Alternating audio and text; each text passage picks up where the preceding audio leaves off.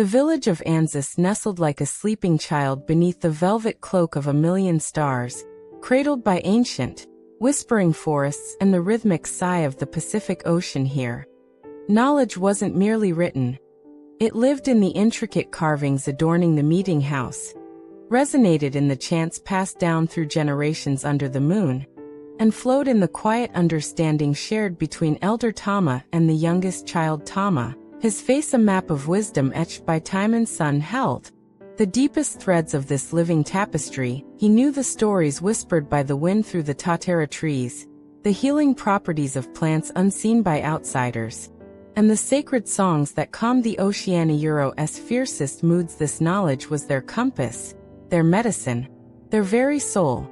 A gentle light passed hand to hand through the ages. Each dawn brought the soft murmur of learning. Each dusk the shared silence of profound connection. A profound silence descended upon Anzus one brittle morning, colder and heavier than any winter frost. The sacred meeting house, the Waranui named Te Where Onakupu, the house of words, stood violated. Its intricately carved panels, each a chapter of their history and wisdom, were gone, brutally sawn from the walls. Worse still, the special chest woven from harakik flax, containing the oldest chants, the star navigation charts etched on whalebone, and the delicate pressed leaves holding healing secrets known only to Tama's lineage, had vanished.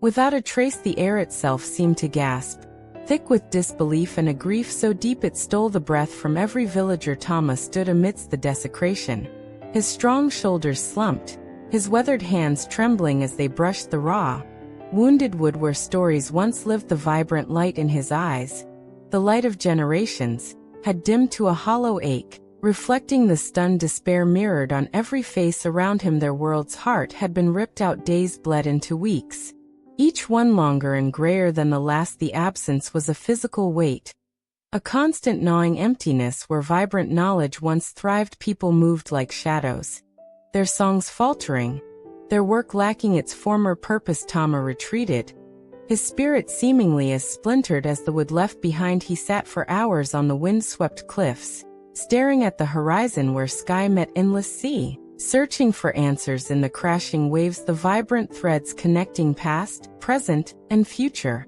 felt severed. Hope, fragile as a spider's web after rain, threatened to dissolve completely. The children's laughter grew infrequent, hushed by the palpable sorrow that clung to the adults like mist. Anzus was adrift, its anchor stolen, its guiding stars obscured. One quiet evening, as the first brave stars pierced the twilight, young Kiri, barely 7 summers old, climbed onto the bench beside the silent Tama. She didn't speak, but leaned her head against his arm, her small hand resting gently on his weathered one. Then, hesitantly at first, her clear, small voice rose in the simple song of greeting, the one sung to the dawn. It was a fragment, just the opening notes taught to every child. Tama didn't move, but a single tear escaped, tracing a path down his cheek. The next night, another child joined Kiri, singing a rhyme about the forest birds. Night after night, more children gathered, their voices small but determined,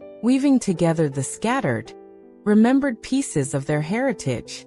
A proverb here, a line from a planting chant there, the melody of a lullaby. They sang the stories their grandparents had told, the names of the mountains and the stars they knew. Hearing those fractured, earnest voices stitching their history back together, note by precious note, sparked a long dormant ember within Tama. The stolen panels and scrolls held the form, but the essence lived within the people. He rose one morning with a new, quiet resolve, gathering the villagers not in the violated Waranui, but under the broad canopy of the oldest tatara tree, its roots deep in ancestral soil.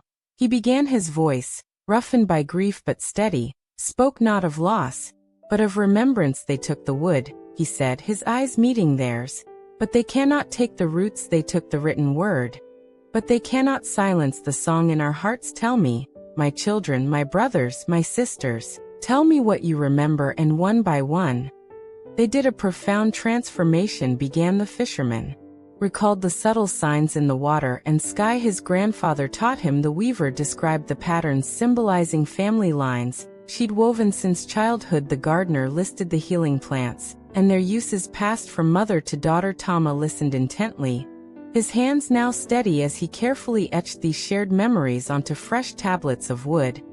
Using tools shaped by their own ancestors, the carver, his heart aching for the stolen masterpieces, started anew, guided by the collective descriptions of the elders. His chisel finding rhythm again. The village hummed with a different energy now. Not the energy of despair, but of fierce collective recreation. They were rebuilding their soul, piece by remembered piece, breath by shared breath. Months flowed into seasons under the Tatera.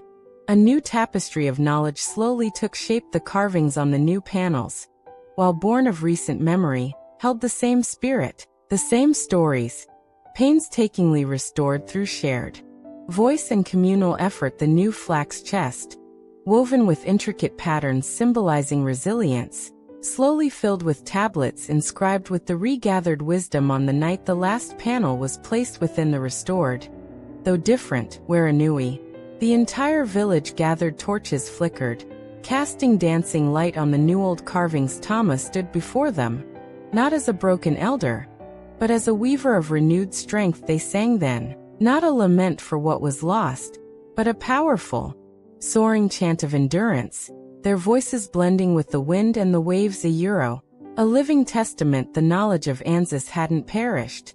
It had been scattered like seeds on the wind, only to take root again, deeper and stronger, in the fertile ground of their shared spirit and unbreakable connection. As the final note faded, the stars above Anzus seemed to shine just a little brighter, guardians once more of a wisdom that could never truly be stolen, only carried forward in the hearts of its people. The gentle rhythm of the ocean sighed against the shore, a lullaby of survival, and the village breathed a collective sigh of peace, ready for rest.